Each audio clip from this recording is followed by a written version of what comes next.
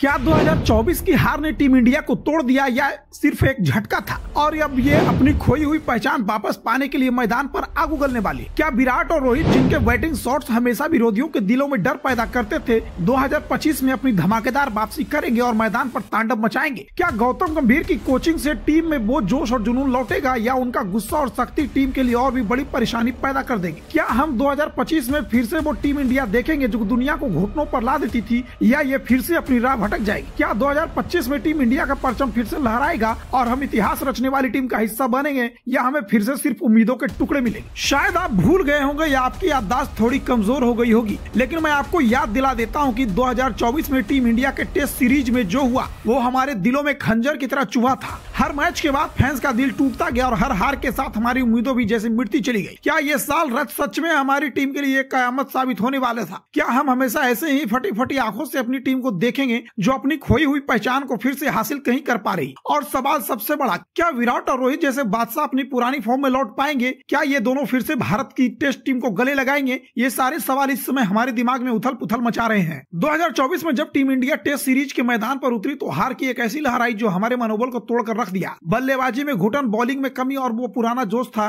वो कहीं नजर नहीं आ रहा था। रोहित शर्मा की बल्लेबाजी जो कभी मैदान पर आग उगलती थी अब बस बिखरे हुए शॉट्स में सिमट कर रह गई थी। और विराट कोहली, जिनका नाम सुनते ही गेंदबाजों की धड़कनें बढ़ जाती थी, वो भी जैसे खुद को खो चुके थे। क्या यह वाकई उनका आखिरी वक्त था? क्या यह दोनों महान खिलाड़ी कभी फिर से अपनी लय पकड़ पाएंगे? लेकिन एक बात तो तय है, टीम इंडिया कभी हार मानने वाली नहीं है। राहत के बाद हर दर्द में ताकत मिलती है और हर हार के बाद एक जबरदस्त वापसी की संभावना होती है। अगर रोहित और विराट की जो पुरानी जलवे वाली बैटिंग हमारे सामने फिर से आई तो ये सीरीज सिर्फ जीत से ज्यादा दूर होगी। 2025 की बात करें तो इन दोनों का जादू फिर से देखने को मिल सकता है। क्या ये दोनों अपनी खोई हुई ताकत वापस पा सकते हैं? बिल्कुल हाँ। वो जिनके खिलाफ कभी गेंदबाजों की धड़कनें बढ़ जाती थी वही अब फिर से मैदान पर अपनी बादशाही दिखाएंगे। अब बात करते हैं गौतम गंभीर की। एक नाम जिसे सुनते ही पूछ पुराने खट्टे मीठे यादें ताजा हो जाती है। गंभीर जो कभी भारत के लिए बेहद अहम पलों में शतक जड़ते थे, अब कोच के तौर पर टीम इंडिया को दिशा देने का कोशिश कर रहे हैं। लेकिन क्या गंभीर वो व्यक्ति हैं जिन्हें टीम इंडिया को अपनी पुरानी ताकत वापस दिलाने का जिम्मा सौंपा जा सकता है? उनकी अपनी खेलने की शैली तो हमेशा से उग्र और झगड़ालू रही है और अब वही गुस्सा उनके कोचिंग में दिख रहा है। क्या आप सोच सकते हैं कि एक आदमी जो खुद मैदान पर कभी बुरे व्यवहार के लिए मशहूर था